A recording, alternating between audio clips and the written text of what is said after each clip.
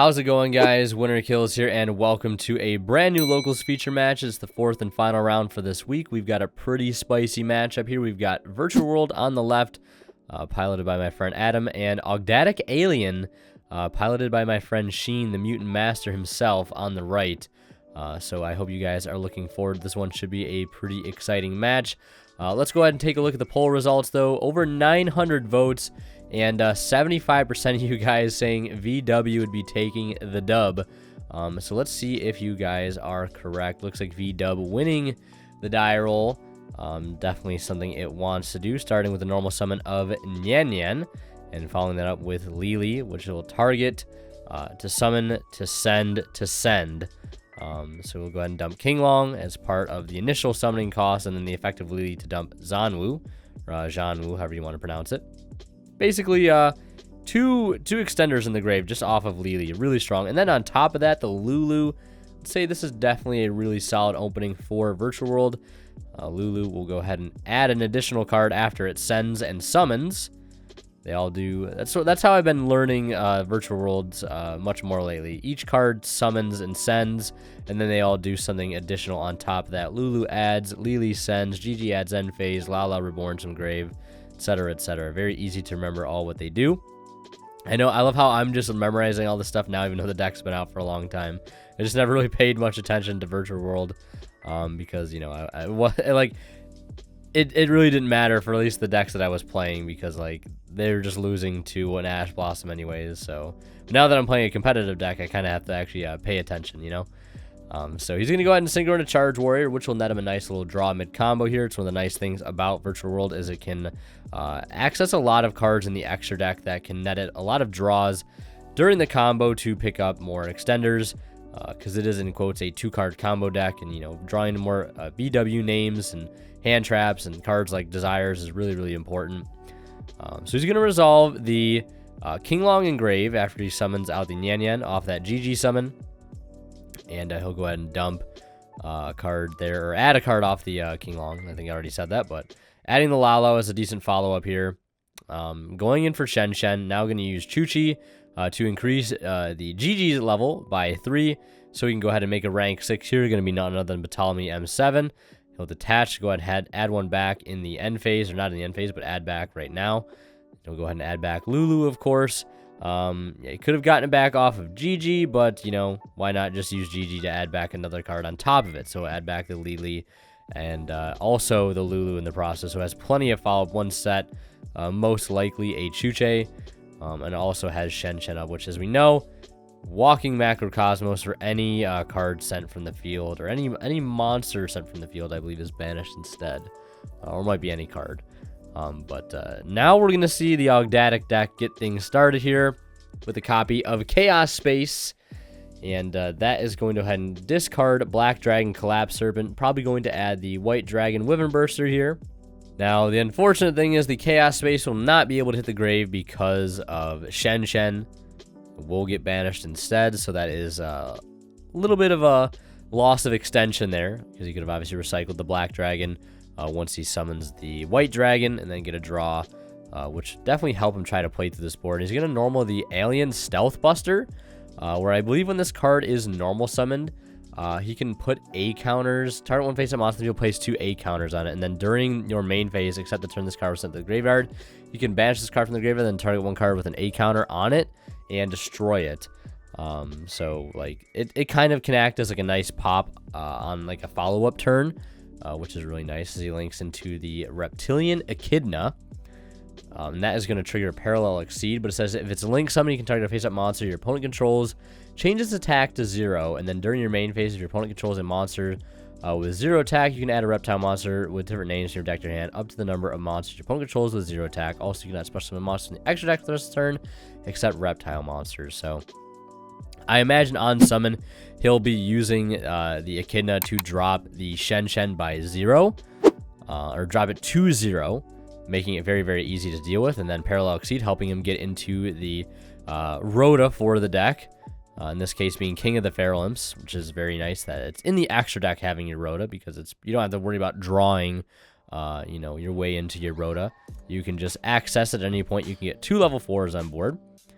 Then again, I guess technically you have to draw your Parallel Exceed, but either way, he's going to use it to search the Naya. Yeah, Naya. And then he's going to pitch Naya to dump the Curse from the deck to the graveyard, which Curse can reborn itself from the grave by tributing a monster that he has.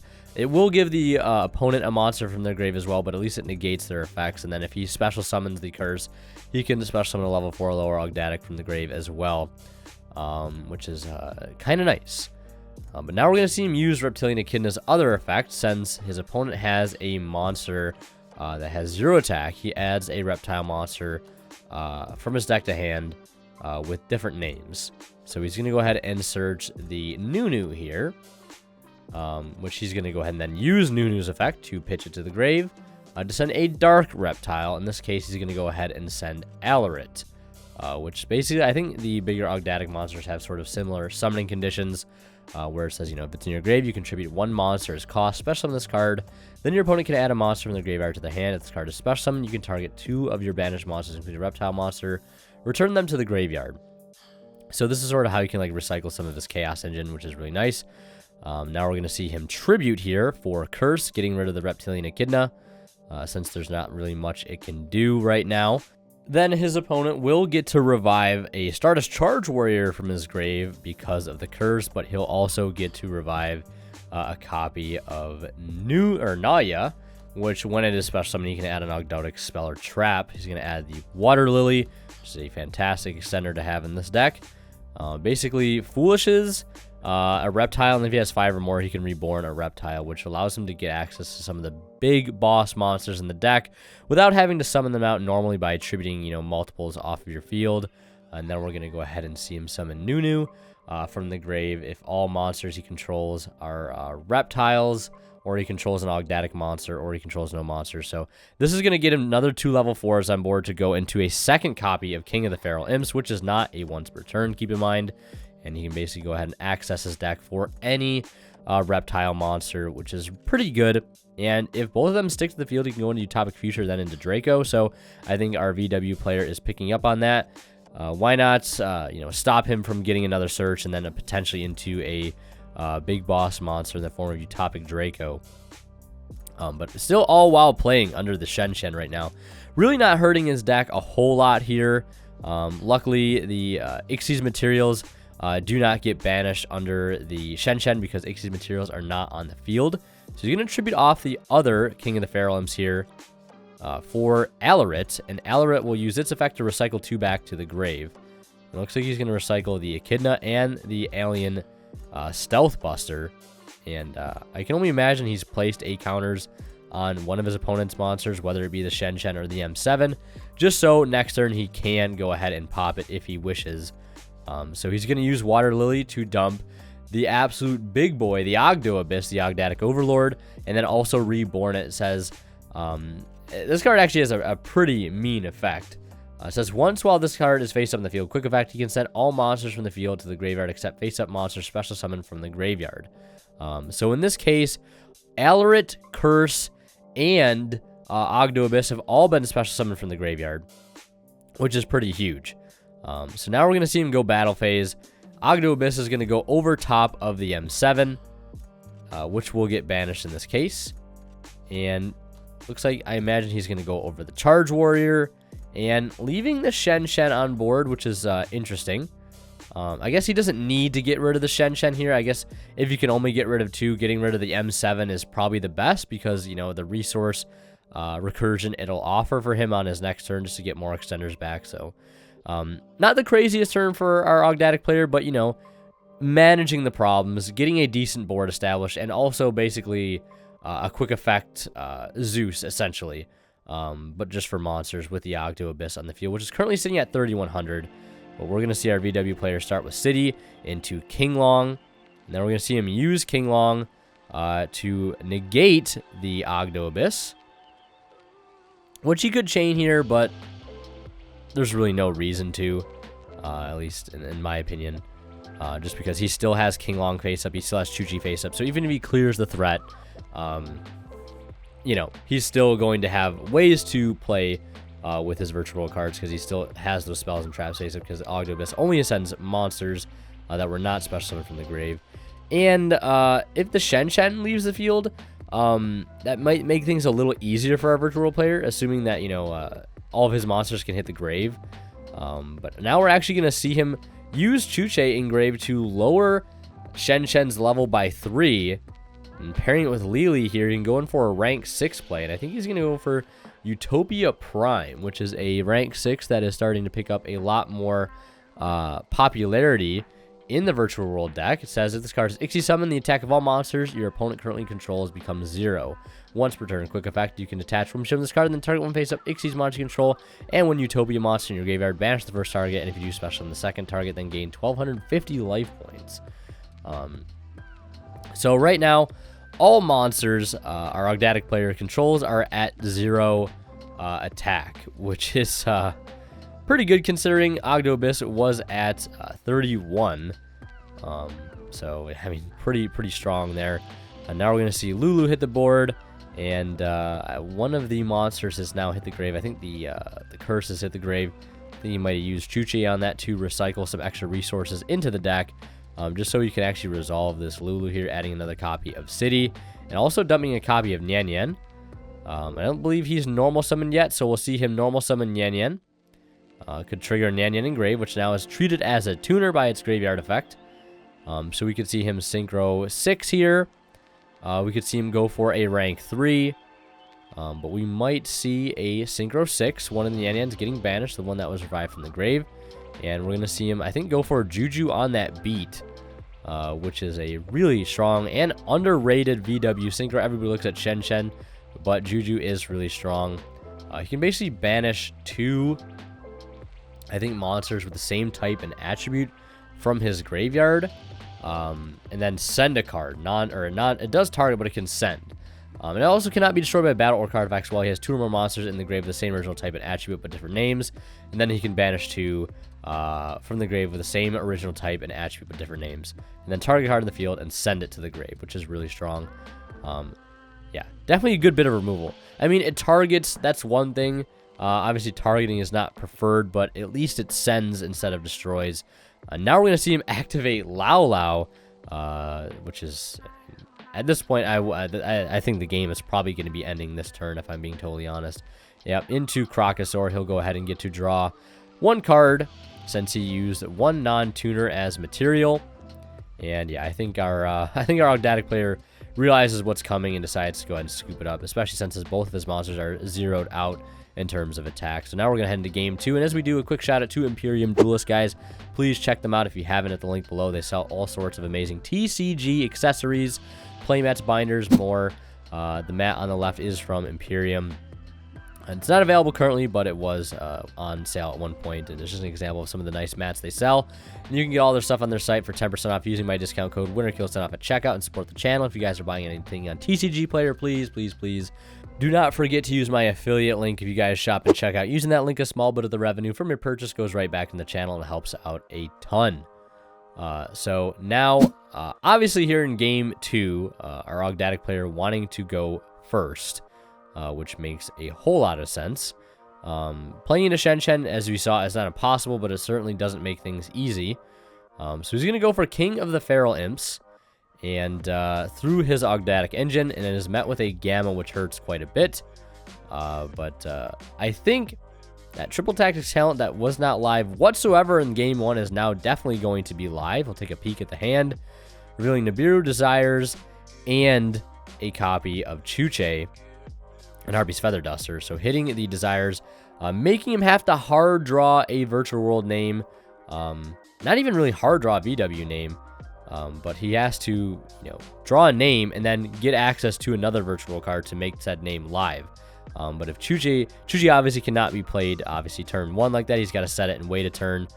He's now going to try again to get into the King of the Feral Imps, and this time it will resolve, but he is on his 3rd summon. He knows his opponent has Nibiru, so he has to try and, do his best to play around it if he can.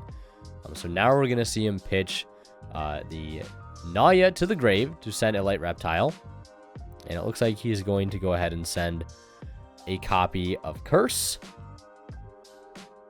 And then we're going to see him use the Ogdoadic Water Lily which is going to dump another Ogdoadic name. Not exactly sure which one it was off camera.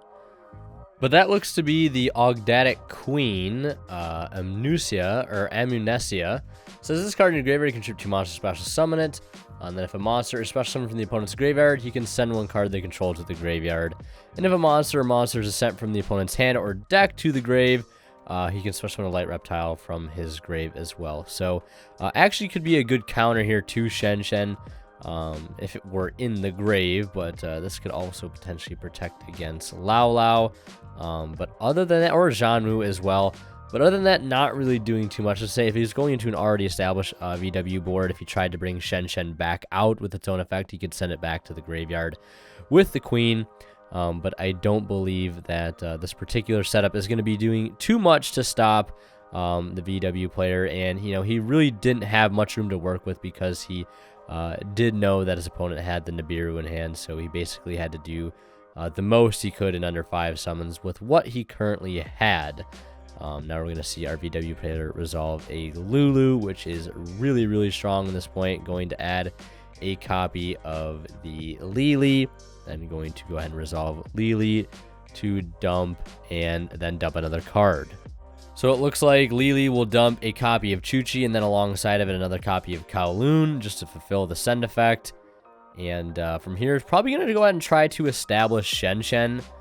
Because if you can get to Shen Shen here and just go into the battle phase, like it's going to be really, really good. You know, sending the king to the banished zone. So he's going to have a harder time getting it back unless he can get to Alarit. So, yeah, as expected, there's Shen Shen, Nibiru in hand. And also, I have to mention that our Ogdoadic player did a good job, as good as a job as he could have, playing around Nibiru that last turn by not doing that much. And again, as expected, Shen Shen is here. He will go into the battle phase to clear the king for a couple hundred damage. And he's going to go ahead and use Shen Shen's effect on attack declaration to return Psyframe Driver to the grave. And then we're going to see Chuchi pop the Feral Imps. And that will swing in for 1,000 attack, getting in a little extra damage here in the process and also recycling some of his banished VW cards back into the deck.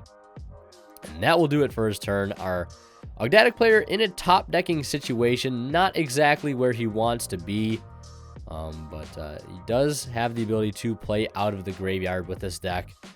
Specifically, I can't remember if it's Nunu or Naya, but yeah, it is Nunu. So if he controls no monsters or he controls an Ogdoadic monster, he can special summon this card from his grave, but banish it when it leaves the field. Also, he cannot special summon monsters except reptiles while this card is face up in the monster zone. So we can definitely start with that, and then maybe use Curse in the grave to summon itself alongside another one, and try to go from there. So as expected, Nunu. I keep getting like I'm still not good with these Ogdoadic cards, man.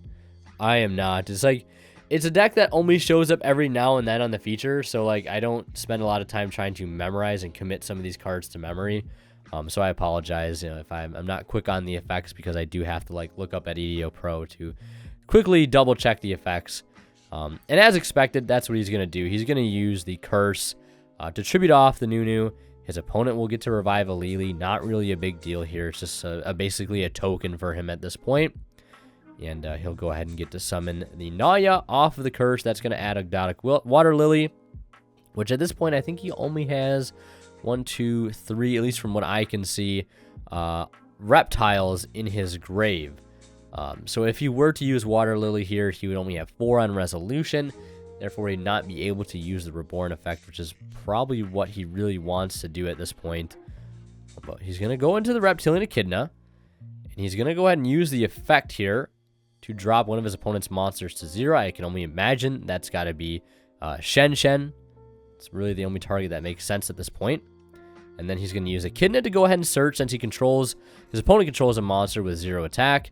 He can add any reptile from his deck to hand. We'll be able to search just 1 here, which might be all he needs, especially if he can get access to like a Feral Imps or something, which I think he might only play 2, so he might actually not have access to that. But he just needs bodies on board. I know this deck can play a rank 8 engine with Numeron Dragon and the what is it called? The Draglubion. So he could have access to that. but unfortunately he did have to exhaust his battle phase, so no 9,000 attack OTK, which, when speaking of, comes in really clutch, because he can just punch over that zeroed out monster that Echidna made. So really, really nice synergy there. But he'll use the battle phase, that'll clear the Shen, and then he'll tribute off the Echidna to summon out the Alarit, which will return 2 back to the from the banish to the grave, which is probably what he wants here to start loading up that grave. So now he can definitely fire off this Water Lily and use its Reborn effect, which is exactly what he wants to do, allowing him to essentially cheat out, like cheat in quotes, out some of the bigger Ogdoadic monsters that have more difficult summoning condition, like in this case, the Ogdoadic King, which he can summon out normally by attributing 2 reptiles off of the field. But in this case, he will not need to tribute any, because it's being reborn off of the Water Lily effect. So at this point, he has 2 level 8s on board. I believe King is a level 8. Yeah, 2 level 8s, so he could access the Drag Lubion here if he wanted to. It's just so unfortunate that he had to exhaust the battle phase here. And I think he had to do it because, like, he could have used the Alarit to tribute off the Echidna, right? And that could trigger the Alarit to recycle 2. But I think he still would have been 1 reptile short in grave. So he had to use the battle phase to get the Shen off the board, making sure that the Echidna would hit the grave. And unfortunately, obviously, the Nibiru is still in hand. I low-key kind of forgot about it myself. But yeah, Nibiru certainly does not help here at all.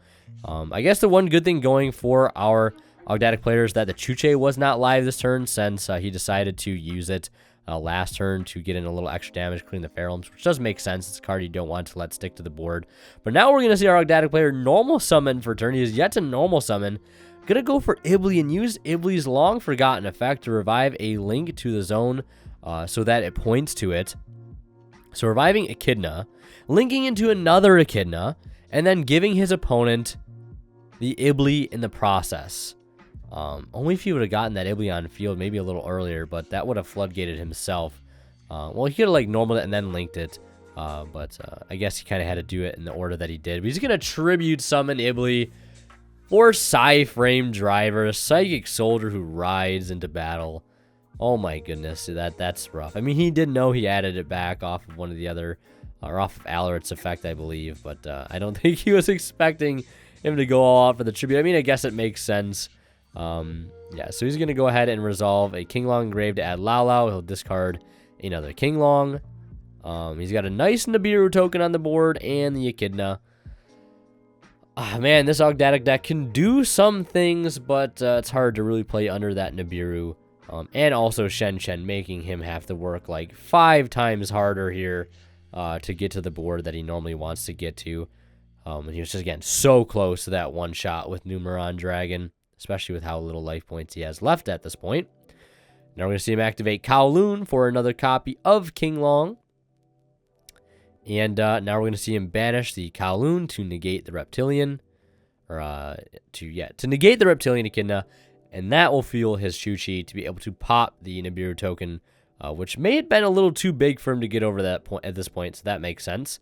And then we know he has the Roshi in the hand, so we'll probably see him use that at any point. And of course, he could also bring out Shen too once he's all done comboing. With his opponent only having 6,900 life points, he's definitely trying to go for a game here. I believe he also knows the only card in his opponent's hand is he Synchros for Crocosaur to pick up a draw. I love Crocosaur. It's one of my favorite level 9 Synchros next to Trish, hands down. And then we're going to see him use Lao Lao. Target King Long to dump a card to the grave. It's going to be Jianwu, which can be a nice little monster reborn if things go south later on in the combo. And he can revive one from the grave here. It's going to be Gigi, and he can also get Nian Yan in the process. Like, so much advantage here. I think things are definitely spiraling out of control here for Ogdoadic player, unfortunately. So he's going to go ahead and Synchro 9 into a Vermilion Mech, which can open up the board here. He's going to banish Roshi to pop Echidna. And then he's got 3K, 27, and 15 on board right now, which is 57, 67. Yeah, that is a game just by a couple hundred damage. And our Ogdoadic player, unfortunately, losing 2-0 here in the finals here at Table 1. So, you guys are seeing a VW profile and the Ogdoadic profile. Stay on the lookout for both of those going up tomorrow. And if you guys want to see more of my content, click on one of the videos popping up on the bottom of the screen right now. And last but not least, a special thanks goes to our Divine Level channel members. They are Cadillac City 4, Pony Stark, and Keith Siggers. Thank you guys so much for your extremely generous support.